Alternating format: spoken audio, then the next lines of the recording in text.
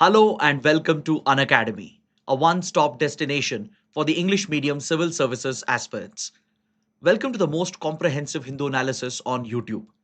Before we start our discussion, I have a very important announcement. Just a couple of days ago, UPSC has announced the results for 2025, and we are proud to announce that a number of Unacademy learners have managed to top the exam. Ranked number 1, Anuj Agnihotri, happens to be an Unacademy classroom program student. Out of the 900 plus selections, 585 plus students had used Unacademy services in some way or the other. And for the sake of transparency, you should know that students from our classroom program were more than 110 plus. These were the paid learners who had subscribed to Unacademy's Plus, Iconic, or Platinum classes. And 300 plus learners had used the free classes on Unacademy's platform, such as the special classes, and the rest had attended only the IGP, the interview guidance program. So, as a part of the celebration of the spectacular performance of our students, the other day we held Unacademy Manzil to felicitate the toppers.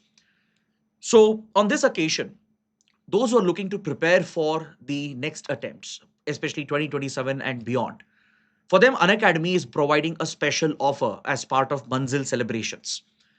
Now, before I reveal the Manzil offer, let's talk about the performance of Anuj Agnihotri, the topper of CSE 2025.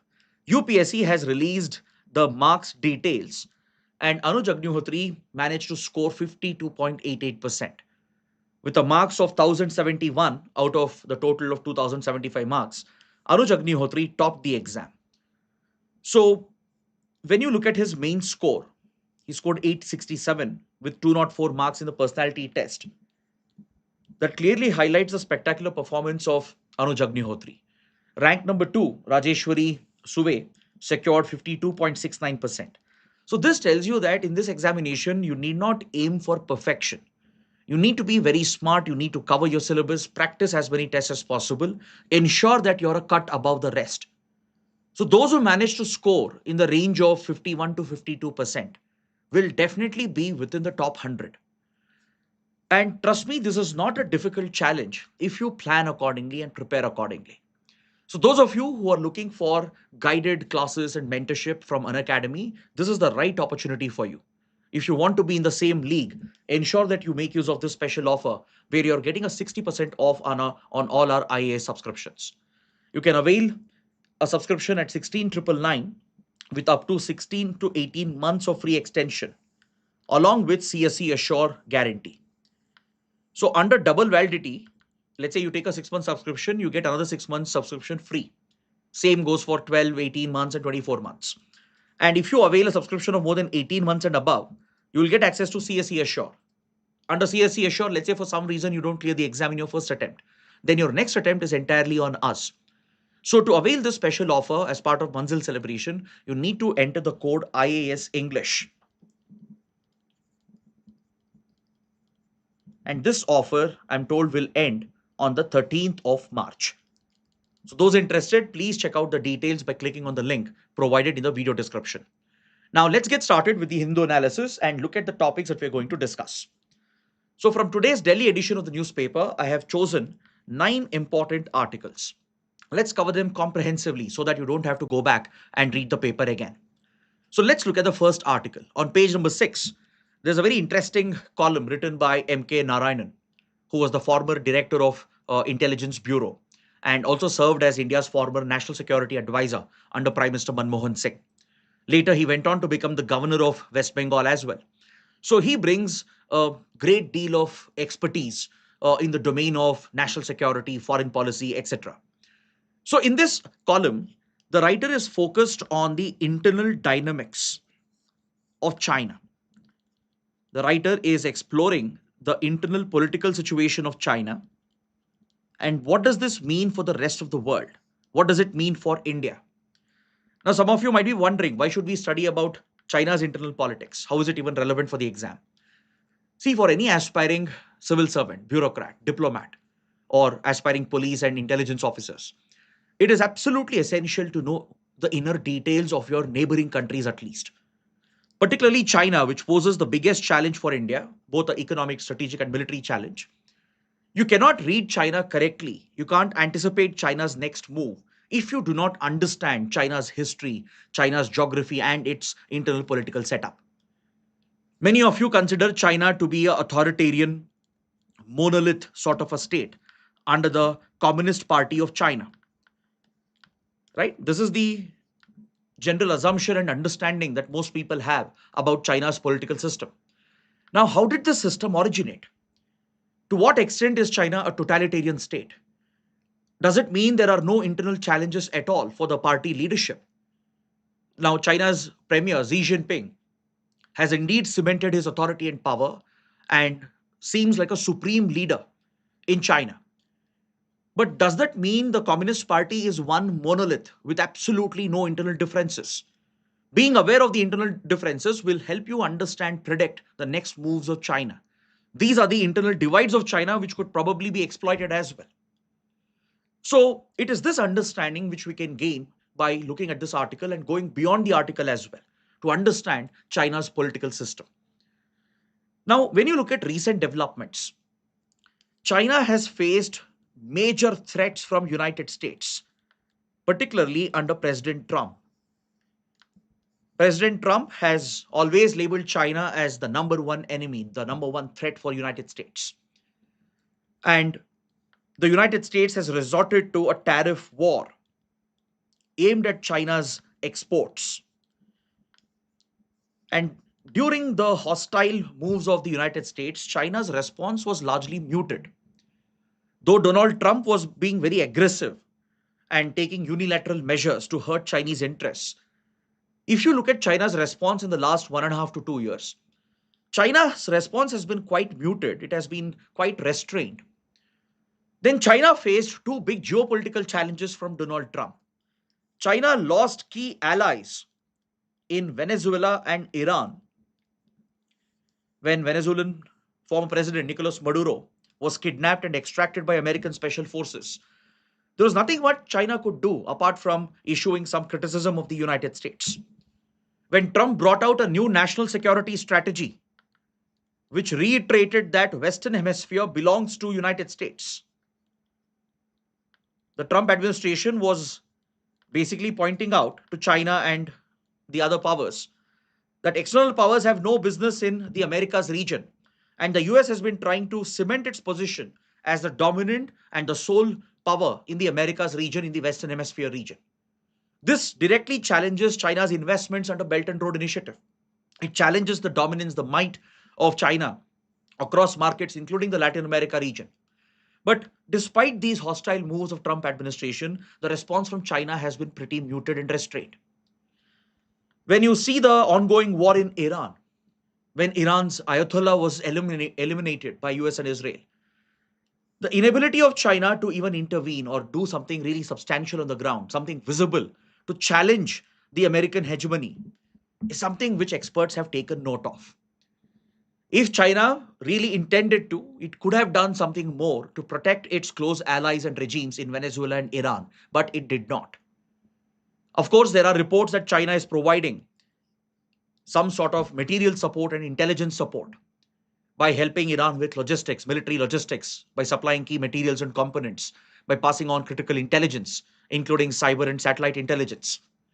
But we are not seeing any overt intervention from the Chinese side to protect critical allies like Iran and Venezuela. It clearly shows that there is something which is up in China.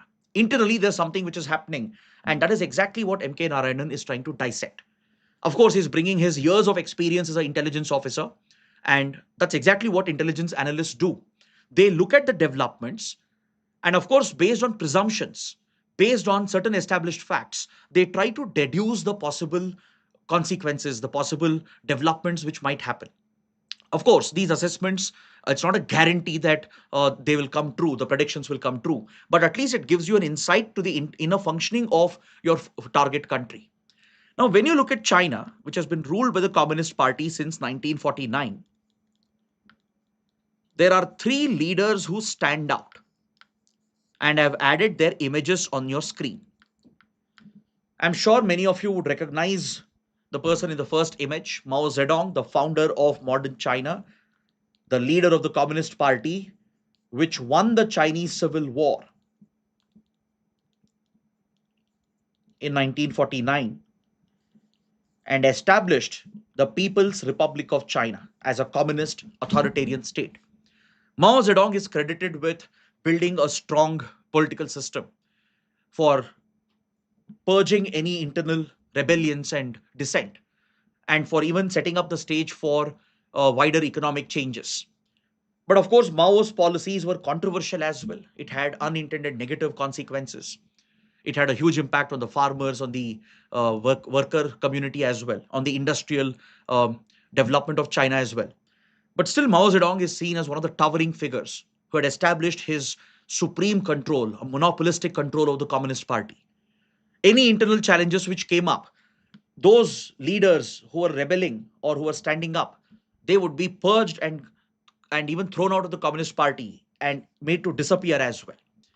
So there have been such instances where internal challenges have come up, but under Mao Zedong's leadership, China would purge any such dissent and any such opposition to cement the supreme leader's position. Then came Deng Xiaoping in the 1970s and 80s. Deng Xiaoping is considered as the architect of modern China, someone who brought about the economic reforms, the opening up of the Chinese markets, the focus on special economic zones and manufacturing, the interlinking of Chinese supply chains and economy into global economy and supply chains. So Deng Xiaoping, who was seen as this economic reformer, this modernizing leader, also would face such internal challenges within the party leadership. But he managed to cement his authority and control and emerge as one of the towering figures of the Communist Party. Today, you're seeing something similar with Xi Jinping. Xi Jinping, over the last 12 to 13 years, has completely cemented his position as the supreme leader of the party and the country. Of course, he has been facing a lot of internal problems, but it does reflect in the kind of changes that China has been showing externally. In recent weeks, there have been some big changes that have taken place inside China. For example, the top general of the People's Liberation Army was purged in an internal removal process. If you look at the press statements that China had issued after the removal of this general who headed the PLA, China called him a toxin who had to be incised. Basically, a poison which was infesting the Chinese state and the Chinese military leadership, and he had to be cut off. Then the vice chairman of the Central Military Commission was also purged and made to disappear. The vice chairman of the CMC is a critical position.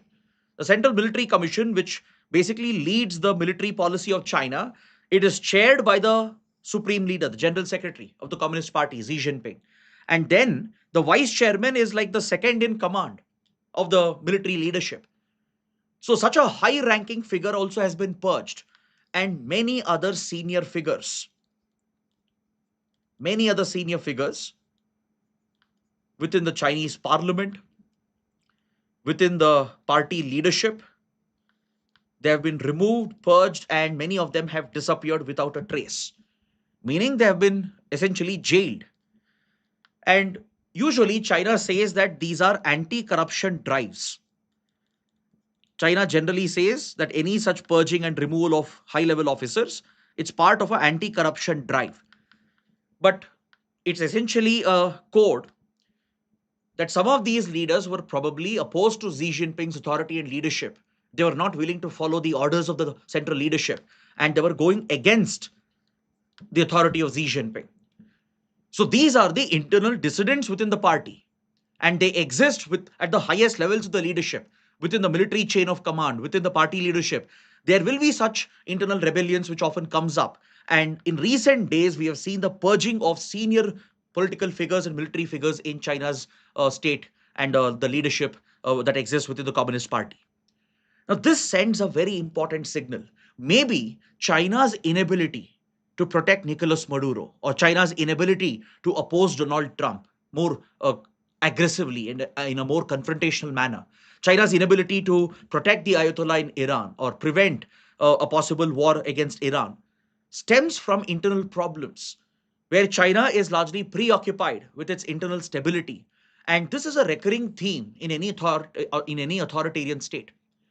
It has been seen even under the reign of great leaders like Mao Zedong and Deng Xiaoping as well. Now, Xi Jinping also has been facing many such internal challenges over the last decade or so. And every time this happens, you will see certain changes happening in China's policy towards its neighbors. China's foreign and military policy tends to change, and those changes are visible. So, MK Narayanan believes that one reason why China has been more restrained over the year, especially after Trump coming into office, is not because it is incapable of doing something, but maybe internally there are changes taking place. Internally, there is a greater dissent against Xi Jinping. And right now, the party's priority and the leadership's priority is to curb the dissent. And it means China will take a slight back step in its foreign and military policy. Now, to understand China's aggression, where does China's aggressive diplomacy and military strategies come from? You need to take a brief look at its past. See, for decades, China felt that it was exploited by outsiders. It was one of the victims of colonialism and imperialism, just like India, especially under Imperial Japan in the 1800s and 1900s. China faced severe repression from an imperial fascist Japan. Japan not only invaded China and committed brutal atrocities, including a genocide against the Chinese, it humiliated China from the outside, controlled and decimated its economy. Then European colonial powers, including the British and the French, gained control over China's key exports and supplies and decimated China's economic prominence. I'm sure you must have read about the Opium Wars and the extent of European influence that weakened China's economy and eventually weakened China's society and culture as well. Because at one point, the great Chinese civilization, which was a dominant civilization, was reduced to a dependency, controlled and exploited by outsiders like the Japanese, the Brits, and the French.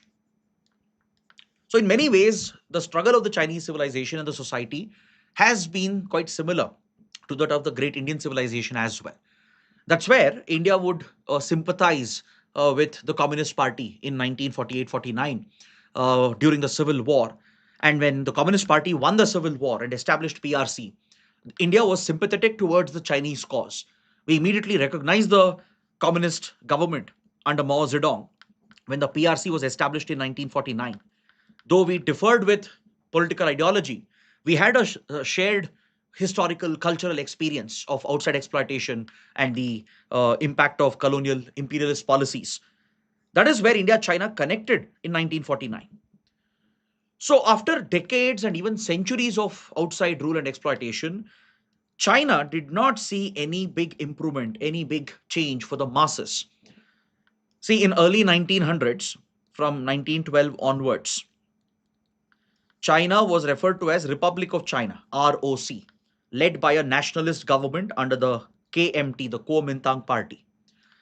Now, the Kuomintangs were seen as sort of elites who ruled only for the elites, didn't care much about the farmers, the peasants, and the workers. There was a lot of widespread resentment among the Chinese masses in 1920s. That is where the Communist Party rose to prominence from 1922 onwards. The Communist Party, imbibing the ideology of Marxism, rose up as a party that could stand for the interests of the Chinese masses. And then came Mao Zedong, who would become the general secretary of the Communist Party and inspired millions of farmers, peasants, and workers to rebel, to take up arms against the state, to throw out corrupt governments such as Republic of China, to kick out the Kuomintangs and capture power through an armed insurgency. So that was the beginning of the Civil War in the 1930s that lasted for many, many years throughout the Second World War period. So eventually, the communists defeated the nationalist Kuomintang. The Kuomintangs were driven out of the country into the small island of Taiwan. In fact, that is the very source of your China-Taiwan conflict. Because the then regime of China, which is the Republic of China, which was under the authoritarian rule of the Kuomintangs, the nationalists, the KMT, they were driven out into Taiwan. Later, Taiwan transitioned into a democracy, but that was much later. So, post 1949, when Kuomintangs lost the civil war, the nationalist KMT were driven out under the leadership of Chiang Kai shek. They took refuge in Taiwan, and since then, Taiwan was trying to claim that it was a legitimate representative of the entire China, including mainland China. But the communists who had defeated the nationalists who came to power in 1949 established the People's Republic of China with a single party rule led by the Communist Party of China. Mao Zedong would become that supreme leader as the general secretary of the Communist Party, where the state is essentially the party itself. The Communist Party de facto becomes the state. So you don't have democratic freedom, democratic elections that you see in other free societies and polities. So with the throwout of Republic of China and the Kuomintang, the PRC established its supreme rule. The PRC eventually gained legitimacy and recognition from most of the global powers, including India and other democracies. And eventually it came to be recognized as the legitimate government of mainland China. Of course, the issue over Taiwan still persists, where PRC claims Taiwan for itself, and someday it hopes to integrate Taiwan either by force or through uh, building consensus. But this is resisted by the democratic setup in Taiwan. Taiwan remained an authoritarian regime under the KMT until Chiang Kai shek was alive. But post 1970s, Taiwan transitioned into a democracy as it got closer to United States, as it got more help and support from the US to counter a communist PRC. So this is the brief history.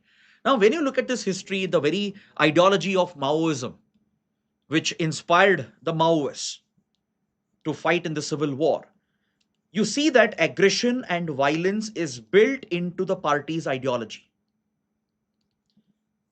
Maoism is the core philosophy of PRC, of modern China. And Maoism believes that you need to be aggressive, you need to take up arms, you need to be violent to assert yourself. Because Mao Zedong sold a dream to the Chinese masses in 1930s. He basically convinced the farmers, the peasants and workers that if they back the Communist Party, they will revive the ancient glory of China. They'll revive the glory of the Chinese civilization. They will resist outside exploitation, keep out the outside powers. That is why there is a sense of fear against any sort of outside interference, any sort of outside meddling that is ingrained into China's party ideology, into the Communist Party. So, being more aggressive, being as aggressive as possible, and resorting to expansionist measures, using aggressive foreign and military policy, is seen as a justified policy within the Communist Party, and it's seen as the only way to protect China and its entire ecosystem.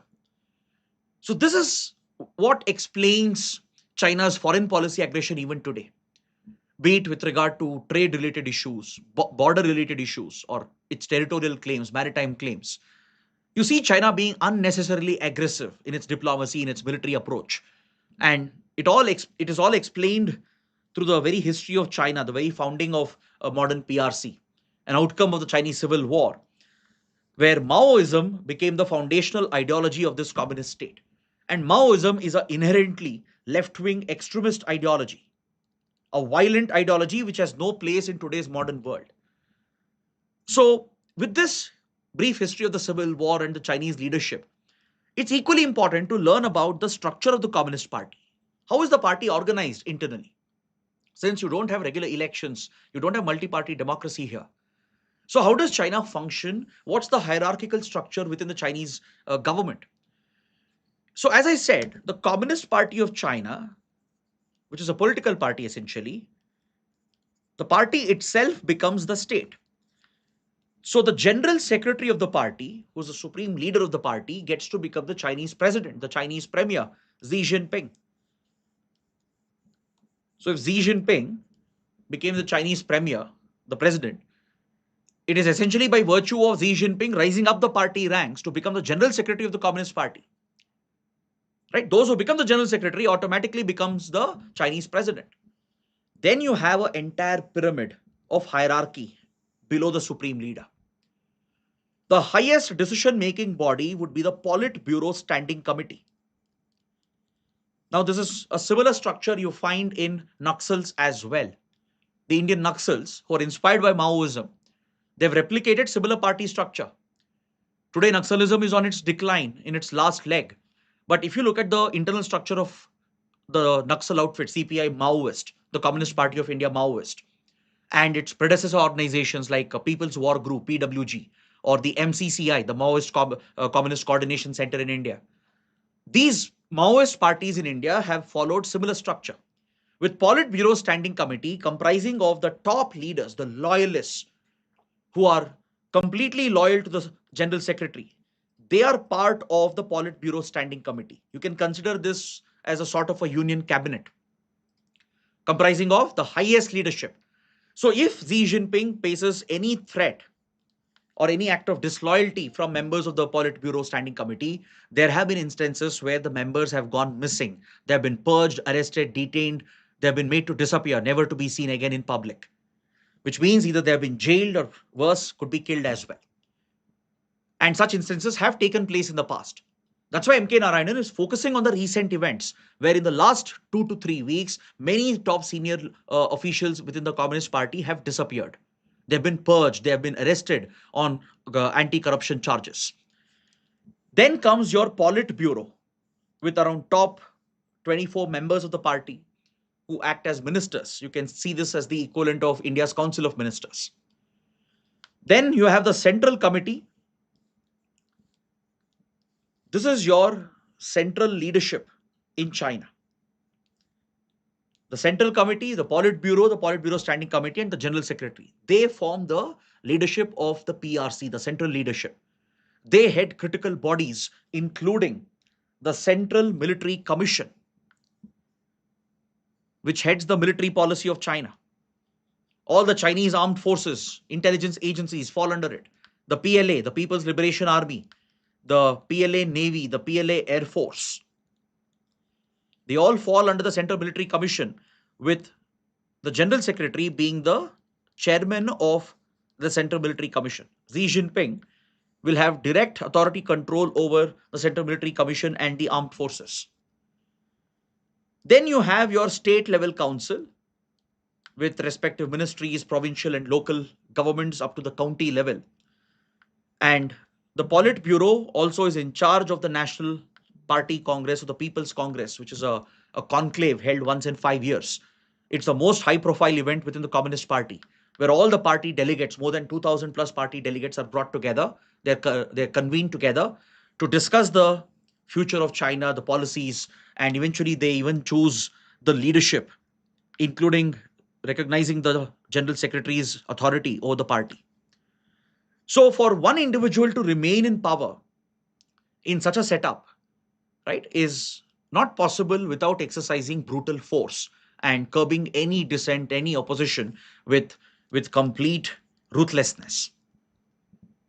Because in such a setup, in a uni-party setup, right, where checks and balances are limited, transparency is completely non-existent, you will face internal rebellions. You will see leaders within the Politburo, within the Central Committee rising up against the central leadership, trying to carve out their own space, trying to challenge the supreme leader's authority. So whenever that happens, leaders like Xi Jinping and then even Mao Zedong, Deng Xiaoping, they have crushed any such internal rebellion with brutal force. So as such internal dynamics play out within the Communist Party, you will see a change in China's foreign policy and external policy. China's economic policy undergoes a change. Its military and foreign policy approach also takes a slight back step. Maybe that could be a reason as to why China was so restrained when it came to Venezuela and Iran. It means China doesn't want to pick a larger fight with United States as of now. See, there would be other factors as well, and MK Narayanan recognizes that. There could be other factors which is pushing China to be more restrained when Trump is in office. There could be practical constraints from an economic perspective, from a military perspective. Maybe China is focusing on the long-term goals. It doesn't want to dent its economic rise, because eventually, at this rate, China would overtake United States as a global superpower very soon in a couple of decades. China doesn't want probably to ruin that path. But that said, it's also very clear that the internal changes and the challenges which are coming up that you see within the Communist Party could be having an impact on China's foreign policy and military approach as well. See, China always declares that East Asia, Southeast Asia is the near abroad region, according to it. China's perspective is that they view Southeast Asia and East Asia as the near abroad region, meaning this is China's strategic backyard, like how India treats South Asia and Indian Ocean as our strategic backyard. China considers Southeast East Asia region to be its strategic backyard. Officially, it calls it the near abroad region. Now, in the near abroad region, China has supreme dominance here. There is no one who can challenge China's supreme dominance in its near abroad. That's a well acknowledged truth. But however, outside of this region, China's involvement, China's capabilities have increasingly come under question. Though China has stepped up its presence and influence across Africa, Latin America, even the Europe and Eurasia region, as well as in India's neighborhood in South Asia and the Indian Ocean region, China has indeed stepped up its presence and influence through multi-billion-dollar investments under Belt and Road Initiative, through hard power military projection, projecting its economic might. China has become a critical player across different parts of the world. But given the fact that China didn't do anything proactively to checkmate US on Iran, to protect Ayatollah's regime, or to protect Nicolas Maduro, who has been a long-standing ally of China, despite China having big investments in these countries. China had invested billions of dollars in Venezuela, primarily in the energy space, in connectivity. In Iran, China has massive investments and stakes, with nearly 80% of its crude imports coming in from Iran alone, meaning Iran's energy supplies were critical for China's energy security. Despite this, China failed to checkmate the policies of Trump. And if you look at China's approach in the last 1.5 to 2 years, it's actually very restrained. It's holding back. It's not being as aggressive as one would expect it to be. Maybe China realizes at some level that right now, maybe it's not in a position to take on the US. And they don't want to spend that firepower unnecessarily. There are different ways through which they can back Iran. As I said, through logistics, through essential military supplies, through intelligence support. China is already present in the battlefield, fighting on the side of Iran, but in a very subtle manner, largely in a covert manner. But its overt policy is very restrained. It's limited only to criticism of the US. And even when Trump brought unreasonable tariffs against China, going up to 150% tariffs, China did retaliate. It used its leverage, but it didn't go to the extent of punishing the US. Rather, it reached out to the US for talks. And at last year's APEC summit, Xi Jinping and Trump arrived at a midpoint, and the tariffs were eased, and both sides have taken a step back. So it shows that the CPC leadership probably realizes that they are not in a very strong position internally. Maybe there are internal threats to Xi's leadership. Xi Jinping, who's already extended his rule for the third term and who's looking at further extensions, can't afford any internal political challenges, which means China's leadership could be distracted as well. And it means they don't want any unnecessary escalations with big powers like United States. But this dents China's global credibility and image. China, which has been projecting itself as a dominant power which could take on the West, even challenge the European hegemony, if it doesn't act more proactively and protect its core allies, it would be seen as a weaker power, denting its image abroad. So if China is allowing this to happen, it could mean that internally there are bigger challenges that the Communist Party might be facing. But this could be good news for India. How? We'll understand that. It can be good news in some aspects, but it could mean danger and challenges as well for India. So let's understand this by breaking it down. See, last year, China did something very big. In 2025, December, a Chinese cargo vessel used the polar Arctic route, which China has branded as part of the Belt and Road Initiative. And this itself was a very significant geopolitical development. Because see, shipping between Western and Eastern hemispheres will take minimum of 3 weeks when vessels pass through the Suez Canal route, which is the traditional shipping route between Western and Eastern hemisphere. But the polar route, the polar silk route, as it is being labeled in China, China calls it the polar silk route. China has made big investments here under the Belt and Road Initiative. It uses the melting ice caps in the Arctic Circle to clear a new shipping path to provide for shorter connectivity, to provide for a shorter route. So China successfully established this route a few months ago in December 2025, but China did not publicize this achievement. Usually, China goes on a PR overdrive as part of its propaganda. But this time, China's publication of this or publicizing this incident, it was very muted, which again points towards possible hesitation on the Chinese side to directly, openly confront Trump's administration. Because if you look at Trump's statements over Greenland, Trump's aggressive posture, foreign policy, military posture over Greenland and the Arctic, one of the core points of the Trump administration is that China is building up a presence in the Arctic, that China is making investments in Greenland, opening up sea routes. Chinese ships, vessels, including warships, are being spotted. That's one of the justification Trump has been using to threaten Greenland and take it over from Denmark. So maybe China's muted celebration of the opening of polar silk route was a result of the internal problems. It doesn't want any further big external escalation at this point, as Xi Jinping is trying to consolidate his authority, consolidate his position internally before taking a more bold external step. So, this can be good news for India because this means China would look for partners with a similar interest. And India is right in the same bracket. Given that India has been affected by Trump's policies, especially the tariff policies, some of the geopolitical policies as well, there is a greater possibility for countries like India, China to team up. And those signs are already visible in the India China relationship. In fact, in the last couple of years, India China ties have actually drastically improved. In 2024, India China resolved the Ladakh military standoff, the Ladakh border crisis at the Kazan BRIC summit in Russia. Both sides demilitarized the region. They took a back step. They de-escalated from the Ladakh standoff. They pulled back the troops.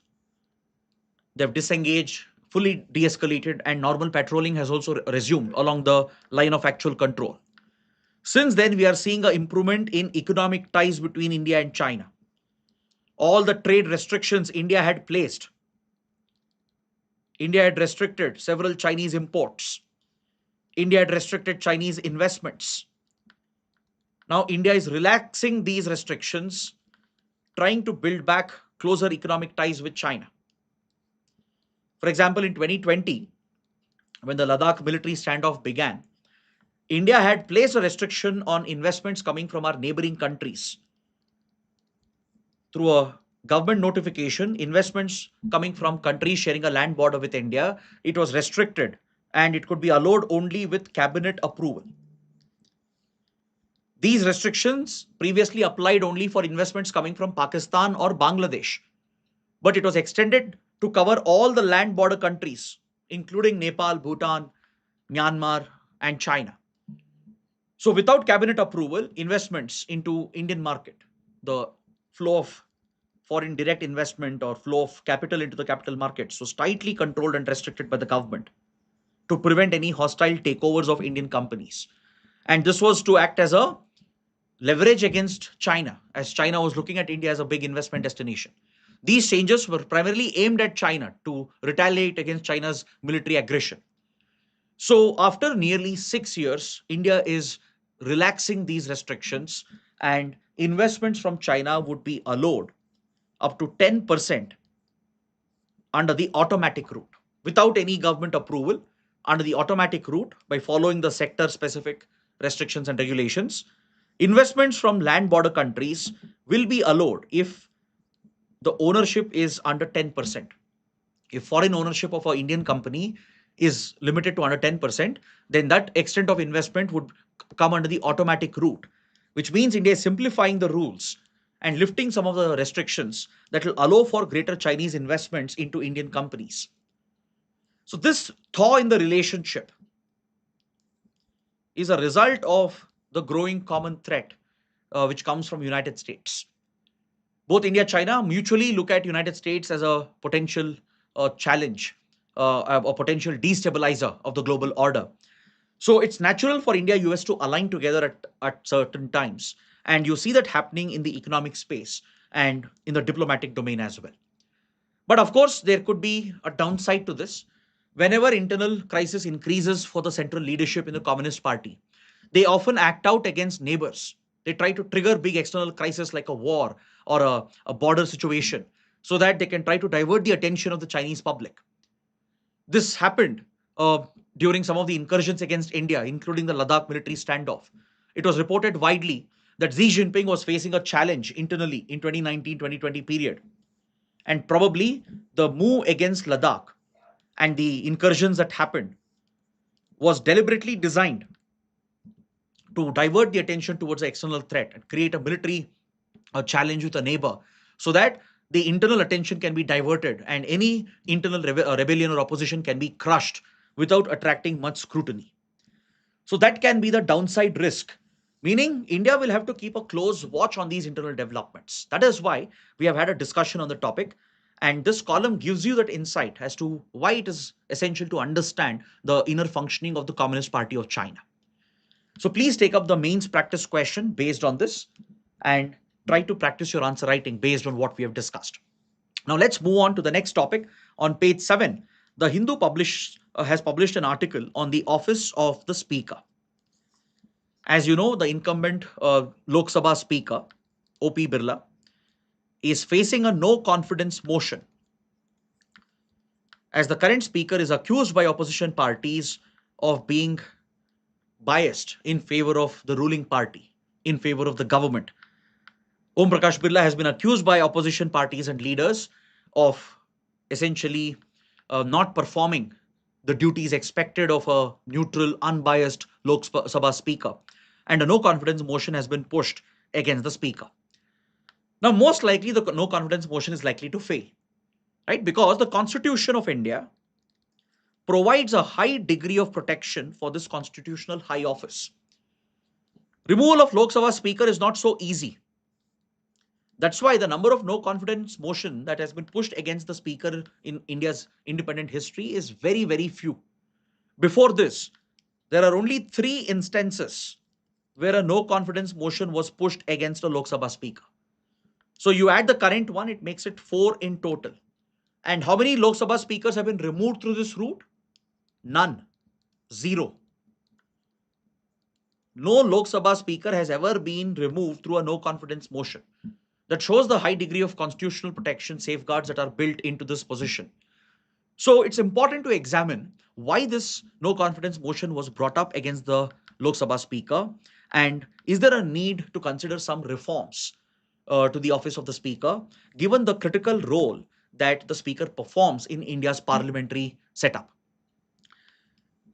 See, the main criticism of the opposition parties against Om Prakash Birla is that he was being biased in favor of the ruling party, that he was not giving enough time for opposition leaders to criticize the government, that he wouldn't encourage a free, open debate on contentious bills and policies of the government. And as a result, the tensions kept on increasing between the opposition and the treasury benches. Now, it's the job of the speaker to rise above the party lines and act as a neutral, independent member of the House, presiding officer of the House, and maintain the discipline, the decorum, giving a fair chance to the opposition while facilitating the orderly conduct of proceedings in the parliament. The speaker performs critical functions in a parliamentary setup. When you look at the Indian Constitution, Article 93 provides for the speaker and the deputy speaker's position. These are constitutional high offices. So the speaker of the house enforces the rules of procedure. The rules of procedure and the conduct of business, which defines the rules, the functioning, the protocols within the Lok Sabha, is enforced essentially through the speaker's office. The entire legislative business, from introduction of a bill to its passage, to debates on the clauses in the bill, to debates on national issues, the safeguards for protecting the rights and privileges guaranteed to the Lok Sabha MPs, which is again a constitutional guarantee which is provided, maintaining that balance between the executive and the legislature. That's a critical function performed by the speaker. The speaker basically certifies a money bill. The speaker acts as the interpreter of the rules of procedure and the conduct of business, facilitating the functioning of the Lok Sabha itself. So, in the entire parliamentary system and in the legislative process, the Speaker of the House plays a very, very critical role to encourage deliberation, wider debate, healthy, genuine, constructive criticism of the government in power of the executive. Also maintains that fine balance and distance between the executive and the legislature. So, for such an office, it's essential to be neutral. An office like the Speaker's, which is basically accorded the tremendous responsibility of upholding India's parliamentary system and the ethos. Right? There are certain conventions to be followed. There are certain features to be displayed by the speaker. Right? The speaker should have the utmost integrity. The speaker, though by convention comes from the ruling party, should rise above their party lines, their party ideology and inclinations, and act as an unbiased, neutral presiding officer of the House to provide equal opportunity for the opposition as well. That is the whole foundational basis of a parliamentary democracy. So you can't have a speaker who seems to be biased, where the trust between opposition and the speaker has completely eroded. So that is a challenge that India is facing right now. It has happened 3 times in the past. Now, when you look at the process for removal of a speaker, Article 94 deals with it. Under Article 94, you have Clause A, where the speaker will cease to be the presiding officer of the Lok Sabha if he or she ceases to be a member of the Lok Sabha. Basically, if the speaker ceases to be a member of parliament of the Lok Sabha, a member of the House, then he or she will cease to be a speaker immediately. The office will become vacant in that case. Then under Article 94 Clause B, the speaker can resign by sending the resignation letter to the deputy speaker. So resignation is the second way of ensuring the speaker steps down. The third route is where the speaker is removed for the lack of confidence, where the members of the House, they do not have enough confidence in the speaker's integrity and neutrality. So under 94C, there is a clear process that is provided, which is further outlined under the rules of procedure and conduct of business of the Lok Sabha. So according to the established norms, it requires an effective majority to remove the speaker. Now, effective majority is quite hard to achieve. It's not just an ordinary simple majority. The Constitution mandates under Article 94C that you need 50% of the total members of the House, minus the vacancies, of course. Let's say out of 543 seats, let's say 3 are vacant. It means then strength is 540. So you need 50% of this strength to support a no confidence motion. Only then the speaker can be removed. So it's a very high threshold which the Constitution has set, so that the speaker is protected, the speaker is immune to political influence and political pressure. So the Constitution accords this high degree of protection and safety of tenure. So for introducing any such no confidence motion, there is a clear process that's outlined under the rules of procedure of Lok Sabha. Any member of Lok Sabha can give a letter signed to the Secretary General of the Lok Sabha to initiate the process, the no confidence motion to be initiated. So any member of the Lok Sabha, through a written document, a letter submitted to the Secretary General, can initiate the process saying we don't have confidence in the speaker. We need to remove the speaker. But this comes with a 14-day notice. A 14-day notice. And for the motion to be adopted, for the motion to be taken up for consideration of the House, it has to be supported by at least 50 members of the House. So first, there is a written notice given. It can be done even by one MP of the Lok Sabha, submitting the notice to the Secretary General, giving a 14-day notice to the Speaker. And if 50 members support its adoption, then it is taken up by the Lok Sabha for its consideration. Now, under the consideration, when it's being discussed in the Lok Sabha, the exact procedure and the conduct is codified under Rules 200 to 203 of Rules of Procedure and Conduct of Business of Lok Sabha. The Speaker can take part in the proceedings. As a member of the House, the Speaker can take part in the proceedings. The Speaker will have the right to speak and even vote on the motion in the first instance. When the motion comes up for voting, right, the Speaker can vote in the first instance. As they are a member of the House, they have the same right as other members. They can exercise the right to speak, to defend the charges against themselves. But however, there is a clear condition. The charges have to be very specific. It can't be random, frivolous charges. The charges have to be clearly spelled out. It can't be defamatory. It can't be frivolous. Very specific charges have to be brought up against the Speaker for the motion to be accepted. So once it has the required support of 50 members, it's taken up for discussion. The Speaker can exercise the right to speak, but Speaker cannot preside that particular proceeding. That would be a conflict of interest. So once the motion is admitted for a discussion and voting, the Speaker will not preside over that particular proceeding, right? The Deputy Speaker would step in, but Speaker as a member of the House will continue to exercise the right to speak, to the right to defend himself against the charges. And the Speaker can even cast a vote in the first instance. But if there is a tie, then Speaker cannot vote, right? Because that is again a conflict of interest. So in case of a tie in voting, then Speaker cannot vote. He can't break the tie. But in the first instance, the Speaker can vote as well. Now, this is the procedure that exists for the removal of the Speaker of Lok Sabha. So as I told you, it's a very rare provision which has been invoked. It's been used only 3 times in the past. First in 1954 against the then G.V. Mavlankar, a very well-known politician speaker at that point. 1966 against Hukum Singh. 1987 against Balram Jakar. However, no speaker has ever been removed in India. No speaker has ever been removed through the no confidence proceedings. This is the 4th time such a no confidence motion has been introduced, but again, it's unlikely to pass through. But however, the introduction of the no confidence motion has a lot of symbolic value. It highlights the role of the Speaker, the need to hold the Speaker accountable. As I said, there are certain parliamentary conventions that parties have generally followed.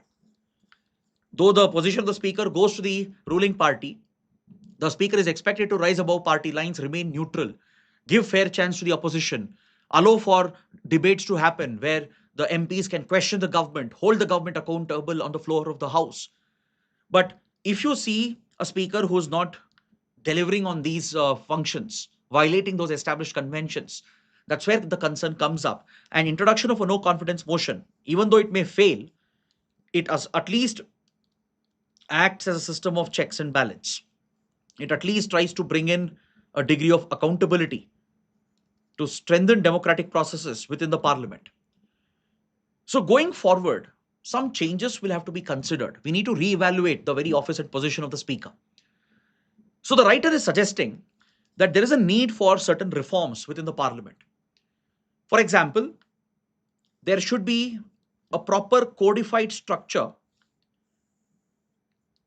to outline the discretionary powers of the Speaker of the House.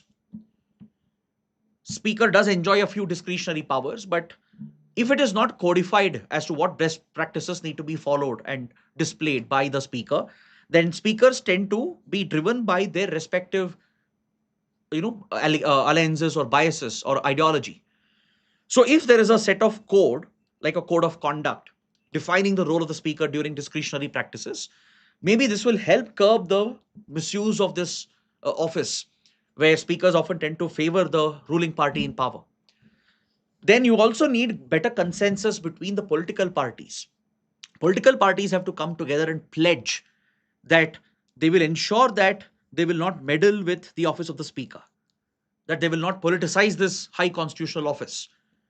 This is a responsibility on the part of the government, the elected ruling party which is in power, on the opposition as well, to uphold this commitment to strengthen parliamentary democracy.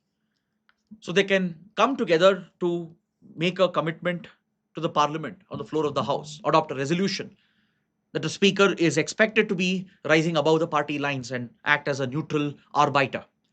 That's exactly the role of the speaker, which is envisioned in the constitution, to act as a arbiter of the house and ensure that the proceedings are smoothly conducted, giving a fair chance to the opposition to hold the executive accountable without derailing the business of the house. So whenever we see such developments where speaker is alleged to be biased or alleged to be favoring the ruling party, it brings up this question: that is there a need to reform the office of the speaker? Is there a need to bring some changes? So codifying the best practices where discretionary powers are exercised, and a commitment from the government and the opposition that they will ensure that the office is not politicized, could go a long way in ensuring the neutrality of this constitutional high office. Now, please take down this mains practice question for your answer writing practice. Moving on, we have another important article: AI and the National Security Calculus, on page number 6. So, this article mainly focuses on the integration of artificial intelligence systems into military technology, into weapon systems and platforms. We have seen recently in the United States AI companies like Anthropic and their AI platforms like Claude. They've already been deeply integrated into the US military and defense establishment, the Department of War, the Central Intelligence Agency, National Security Agency of the US, even the ICE border agents. They are extensively using Claude, a large language generative AI model of Anthropic, and they're using it for predictive analytics. They're using it for simulation, for target mapping, basically for choosing the next target for a kill mission. And the kind of weaponization that we are seeing and the entry of AI into autonomous weapon systems where human oversight is limited raises some alarming concerns. Anthropic has at least insisted on few safety guardrails, but however, this has been directly challenged by the US government. When Anthropic, under its founder, Dario Amodi, they expected the US government to abide by two safeguards. The US government rejected this by saying that a big tech company can't decide the foreign and security policy of the US government. See, Anthropic wanted two safety guardrails to be ensured. One was that there would be no mass surveillance on American citizens using their tools, as that would be a violation of the fundamental rights of their citizens. And second, no autonomous weapon systems without humans' oversight.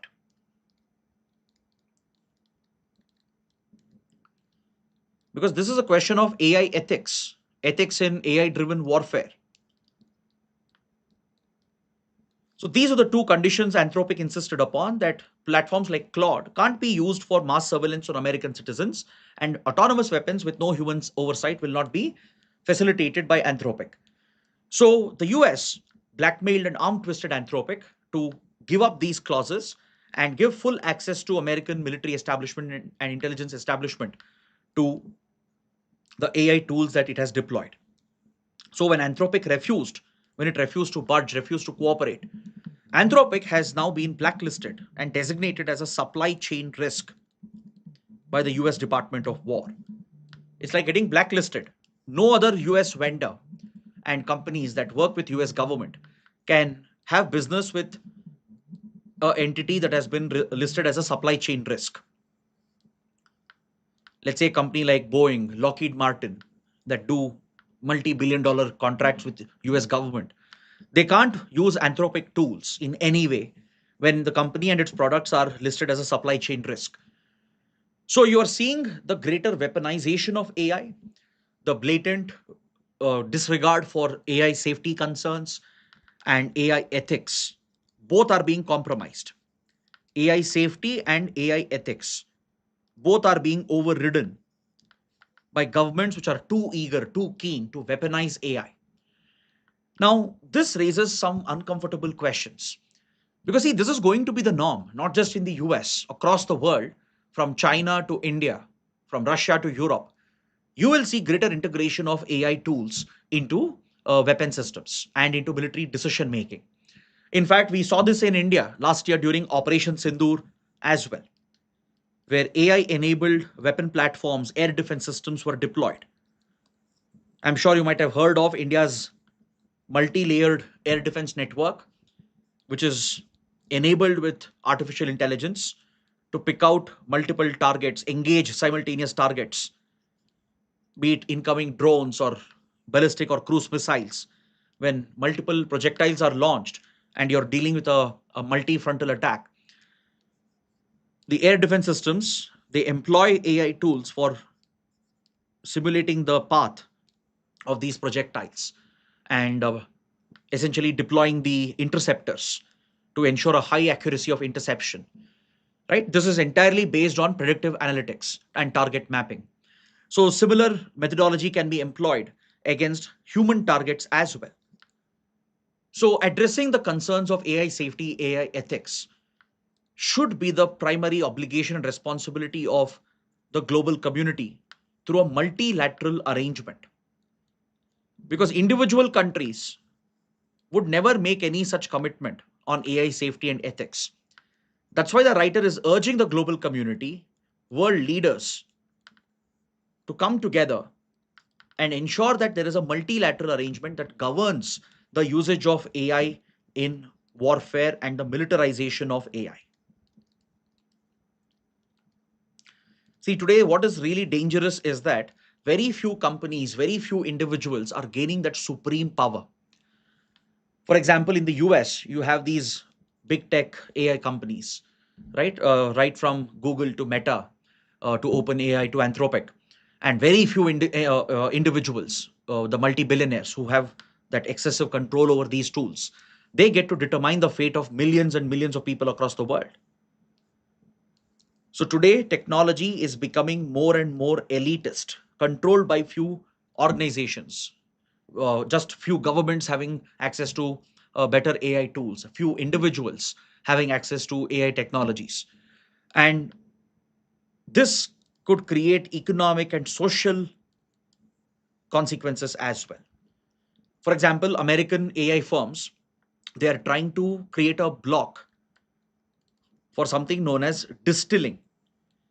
See, across the world, many AI startups, they are developing their own local, cheaper versions of OpenAI's ChatGPT or Anthropic's Claude, and they use a technique called distilling. Now, when you take China's DeepSeek, for example, or if you take India's Sarvam AI, these are not frontier, genuine LLM models built entirely from scratch. Though they are multi-billion parameter models, they are not frontier models built entirely from the foundation. The foundation was laid by companies like Anthropic through Claude and companies like OpenAI through ChatGPT, even Google through Gemini, companies like X through Grok.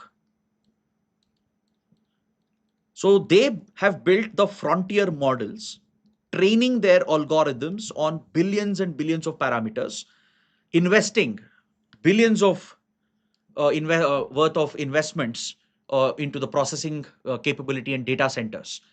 Now, using the output provided by these frontier models, the other cheaper variants are being trained.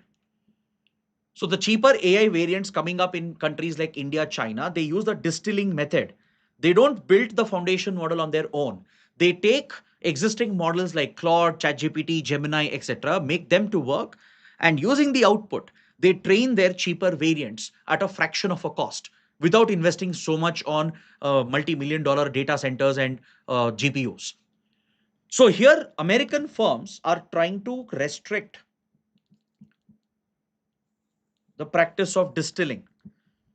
So if they become successful over here, if they create restrictions on companies from other countries like India, China from using the frontier foundational models to train their cheaper variants, this could become a new sort of a digital divide, sort of a digital colonialism as well. So that's the reason why the writer believes that there is a need to consider the national security calculus in our AI debate. Keep in mind the AI safety risks, the AI ethical concerns, and the growing economic, social concerns which are coming up because of excessive deployment of AI and the militarization that we are seeing as well. So, the only solution here is to have a multilateral framework, a global arrangement where countries remain abided to it, where companies are forced to follow them by their respective national governments. So, such sort of a framework is needed to prevent the hazards that are coming out of the usage of AI technologies. Now, coming to the next topic, there's a lot of global alarm and chaos regarding the availability of natural gas, especially the availability of LPG, liquefied petroleum gas, for cooking purposes. As a result of the Iran war and the blockade of the Hormuz Strait by Iran, it has created a severe crunch in the energy markets. Major gas producing and exporting countries like Qatar have completely halted their production. Hundreds of ships carrying natural gas, they are stuck in the Persian Gulf, and as a result it's creating a supply side disruption, and this is creating panic across the world. Many small countries like Pakistan, Bangladesh, those who have not secured their supplies, they've already gone into emergency mode. They've brought back COVID like lockdown restrictions to restrict economic activities because they simply do not have enough LPG supplies to match the demand, which means this can affect the availability of gas for essential activities like cooking in hotels, in commercial establishments, cooking at your home, or the usage of gas across industries from fertilizers to pharma. Natural gas is used across multiple industries. So the concern because of the blockade of Hormuz Strait is very real, and it has set off a global panic reaction. Many countries have brought in emergency sort of measures, something we had seen only during COVID-19 lockdowns. So India is also gearing up for a similar possible shortage. The government of India has invoked the Essential Commodities Act to identify the priority sectors where the natural gas which is available can be allocated on priority. So right now, commercial LPG availability is the least priority for the government. That's why hotels across the country are reporting a shortage. Many hotel associations have reported that from yesterday, they have started shutting down their business as they do not have cooking gas available. Though the oil manufacturing companies like HPCL, Indian Oil Corporation, and the others are reassuring the customers, the government is also trying to reassure them. There is a certain amount of shortage which is being reported, and many hotels across the country have been shutting down, and this is likely to increase in the next few weeks. But however, the good news is that this is likely to be a short term impact which might last maximum 2 months, but India is confident we'll get over this crisis. So right now the government is prioritizing utilizing the existing gas, increasing domestic gas production as well, to focus on household LPG supplies. The petroleum ministry has already issued an order which we studied last week. All the available propane and butane will be used for LPG domestic cylinder production to meet the retail demand, the household demand for cooking. This can't be compromised, right? That's why commercial delivery of LPG is being made the least priority for now. As a result, commercial establishments, hotels may not find it easy to get over this period. However, critical sectors like fertilizers, pharma, biotech, and few other industries where natural gas is critical, the supply will be sustained. So India has stepped up its domestic production, and we are looking at alternate sources to import natural gas. See, we do have an excessive dependency on West Asian countries and Hormuz Strait for natural gas. Almost 30% of India's natural gas requirement is routed through Hormuz Strait. 90% of our LPG import comes from here. And Qatar has been one of the leading supplier to India, accounting for nearly 50% of what gas we import from the outside.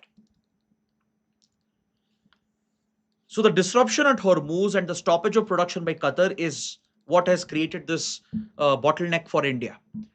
But India is confident that we will overcome this very soon because we are looking at new sources, new supply sources, especially United States and Norway.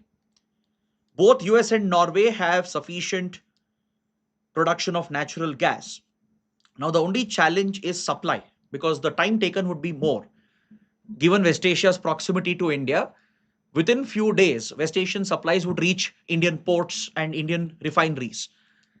But now India is looking to source gas from US and Norway. We are diversifying the import of natural gas. But this will take a longer duration, almost up to 1 to 2 months, because ships will take a longer time to make the round trip and bring in sufficient loads of natural gas to match the domestic demand. So, for 2 months, India will expect to face some challenges, but it won't be like a dire situation like Pakistan or Bangladesh, where they have gone in for lockdowns kind of restrictions. India can tide over the crisis. Why? Because we have stepped up domestic production and we are prioritizing the allocation through Essential Commodities Act. So household cooking may not be affected, some industrial activities may not be affected, but commercial utilization, especially hotels, might face some sort of an impact. And very soon, India will try to ease this situation once we are able to bring gas from Norway and US and plug that gap and hope that the war comes to an end in the Gulf and ensure the supplies come back from Qatar and the other countries. So India seems to be in a relatively better position, but definitely short term pain is to be expected. Now, in this context, we have one more development which I'll discuss under the prelim section, right? Now, coming to the next topic, the government has ordered social media firms such as X and Instagram to take down certain posts and block certain accounts which were critical of government policies, which were posting satirical posts on the Prime Minister, especially with regard to the recent controversy over UGC equity regulations. See, the government has the authority under IT rules to regulate intermediaries, social media intermediaries, such as X, Instagram, and the others, under the IT Act. The IT rules, which were brought out in 2021, it has been amended several times. It gives tremendous power to the government to revoke the safe harbor provision provided under Section 79 of the IT Act. Under the Information Technology Act of 2000, all the tech companies and intermediaries, they enjoy safe harbor from criminal prosecution. They are not held criminally liable for any content which is hosted on their platform. Content posted on their platforms by third-party creators, for that the companies are not directly liable under the IT Act. So they have a safe harbor under Section 79. But if they don't follow the IT rules, if let's say they don't follow the takedown request issued by the government, and government has set very strict deadlines. We've discussed a few weeks ago. The deadlines which previously were in the range of 1 week to 2 weeks, it has been reduced to just 2 to 3 hours. So if they receive a takedown request from the concerned authorities, it could be the police, law enforcement, or through court orders, they will have to take down such posts within a matter of 2 to 3 hours. So this gives tremendous power to the Ministry of Electronics and Information Technology. It gives tremendous power to other branches of the government which monitor social media, such as the Press Information Bureau, Ministry of Information and Broadcasting. And it has raised concerns that the powers can be misused by the government because now companies have to cooperate or else they will basically face criminal action, criminal liability. If the safe harbor is removed under Section 79, the company representatives can even be arrested and they could face criminal prosecution in the country. So, taking down satirical posts on the PM or any criticism of government policy, right? This is where the concern is coming up. right? It's been debated from a number of years, ever since IT rules were brought out in 2021, that this provision could be misused by the government easily to cripple dissent, criticism, and free speech. Now, when you look at Section 69A of IT Act, it's under this section that the orders are being issued for these takedowns. Section 69A deals with any post or any message through technology based platforms or digital platforms which could pose a threat to India's sovereignty and integrity, or which could affect public order, or which could affect India's friendly relations with a foreign country. It's on these grounds that the takedown orders are being issued by the government. Now, how can a satirical post on the PM or any political leader affect the sovereignty of the nation or the friendly relations of India with another country or even public order for that matter? So, this is where a lot of discretion exists for the government, and the matter repeatedly comes up in front of the courts as well. Companies are forced to follow because they have no other choice, and activists believe that these provisions can be blatantly misused to curb any form of dissent and criticism of the government and its leadership. Because in a democracy, no one is beyond criticism, and satire is definitely very much a part of that criticism, right? If you take satirical cartoons, they have been one of the most powerful weapons to not only incite humor, but also to bring up spotlight on the important pressing issues and the failures of political leadership. But to curb that using IT rules is something which is seen as against right to free speech and expression. Now, a similar matter is being heard by the Supreme Court of India. In 2023, if you remember, the government established a fact check unit under the Press Information Bureau to check any fake news or misinformation about the government and issue orders to IT companies and social media companies to take down such content. The government said it was essential to fight against fake news and misinformation. If someone is posting fake news about the government, then the fact check unit within the PIB will scan the social media and issue orders to take down such posts which are deemed as fake news or misinformation by the government itself. Now, this was a clear case of conflict of interest. How can the government sit in a position of judge and be the sole arbiter of what is truth and what is fake? So the matter was taken up at the Bombay High Court. Bombay High Court struck down this fact check unit of PIB as unconstitutional. The Bombay High Court was of the opinion that such a fact check unit of the government, where it is sitting in judgment of its own uh, policies and criticism against it, and judging whether a certain post online is fake or not. It's like government itself acting as the sole arbiter of truth, telling the public what is fake and what is truth. So this goes against right to free speech and expression under Article 19. It goes against right to equality under Article 14. On these grounds, the Supreme Court had struck it down as unconstitutional. So the government appealed, took the matter to the Supreme Court. Now the Supreme Court is hearing this particular matter, and the Supreme Court also has observed that government can't treat itself as the sole arbiter of truth. Yes, it is important to fight fake news and misleading information about the government, but the government can't sit in judgment of this. That's a clear conflict of interest. If you look at the response of the government legal representatives, their response is quite hilarious. The Supreme Court asked, like, how will government get to know what is fake and what is true? Right? On what basis will you decide this?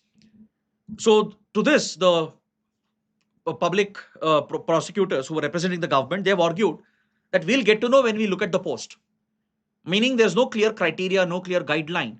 It's pure, blatant, or blanket discretionary power, which the fact check unit is being vested with under the PIB, where the government itself will sit in arbitration of what is correct information and what is fake information.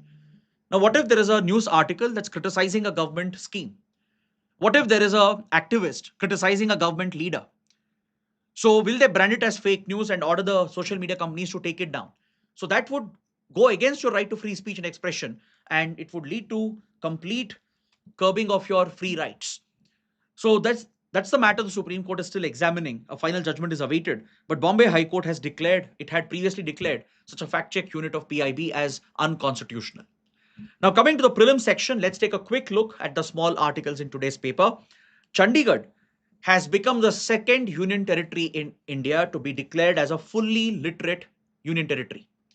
with a literacy level of 99.93%. It has become the sixth administrative unit, sixth state or UT to achieve this recognition, and the second union territory to be declared fully literate. Now, can you take up a small exercise? Can you find out which was the first union territory to achieve the status of fully literate, and which are the states, which are the other five which have the same status? Chandigarh has become the sixth state or UT and the second such UT. So, which means there are four more states which have been recognized with fully literate status and the union territory as well. So, please find them out and mention that in the comment section below.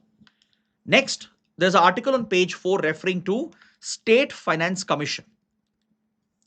In the context of Karnataka, the State Finance Commission has recommended 5% of GST revenue must be devolved to civic bodies, to the local bodies, to provide for better local governance, to make them financially more autonomous. So in this context, what exactly is the role of State Finance Commission? What's their constitutional status? The State Finance Commission, which is established by the governor on the recommendations of the Council of Ministers headed by the Chief Minister of the state, it is set up once in every 5 years. So it's not a discretionary power of the governor. The governor is guided by the Council of Ministers headed by the CM to appoint a State Finance Commission for a 5-year term. And under the Constitution, through the amendments that were added to introduce decentralization, to introduce Panchayati Raj institutions and municipal bodies, under Article 243I and 243Y, that's where State Finance Commission is provided as a constitutional body, which will look to augment the financial resources available to urban local bodies. It will mainly look at devolution of funds from the share of state taxes that are to be shared with the PRIs, the Panchayati Raj institutions, and urban local bodies such as municipal bodies. It also decides upon some of the grants in aid that the state would provide to the local bodies and augment the resources, the financial resources of the local bodies by allowing them to levy some local taxes to improve tax collection at the local level and make them more financially independent, so that the dependency of local bodies on state finances can be reduced. So this is the pivotal function of the State Finance Commission. Now coming to page 10, the Jal Jeevan Mission has been extended up to 2028. Now this is a big change because Jal Jeevan Mission is a flagship scheme of the Modi government, which was launched in 2019. The goal is to provide potable drinking water and a tap connection to every rural household in the country. Ensure that every rural household has a functional tap connection with potable drinking water being delivered right to the doorstep. So this ambitious mission has seen a lot of progress over the years, with more than 80% of the targets being met. The basic infrastructure that was required to provide piped connection and ensure there's a functional tap in every household has been quite well implemented, with more than 80% of rural households being covered. So the government is in the last leg of achieving the outcomes. So the mission has now been extended till 2028 so that all the desired outcomes can be achieved. But now the focus is going to shift. Previously, the focus was on setting up the infrastructure, which was largely missing. Setting up the piped connection, installing the taps, creating that last mile connectivity was the primary focus of Jal Jeevan Mission until now, because most rural households were not connected to a tapped and piped water line. So creating that infrastructure remained the focus until now. But now that more or less the target has been achieved, right? More than 80% of the households have this connection. The focus is now going to shift towards service delivery. Delivering the promised quantity of potable drinking water. Ensuring that the water is clean. And ensuring that the required quantity of water is supplied to in order to improve the service. This is going to be the focus of Jal Jeevan Mission, which has now been extended till 2028. Now, coming to the last topic related to the energy crisis, which is affecting the world because of the Iran war. Bangladesh, which is facing a severe crunch of petrol, diesel, gas, etc., it has been struggling and it has been bringing out emergency sort of measures to deal with the crisis.